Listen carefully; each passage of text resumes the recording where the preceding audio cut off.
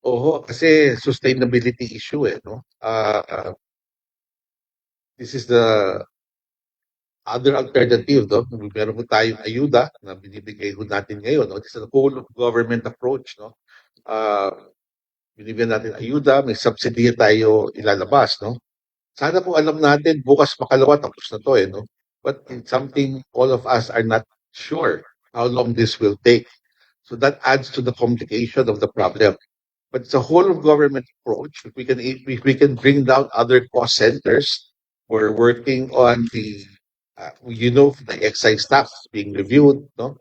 The toll fees are being also brought down, no? Lahat po yan makaka-epekto in the long term. But for now, since these things are still in the works, no? Ito po ang pinaka-sustainable plan para tuloy-tuloy lang po ang takbo ng ating pampublikong sasakyan.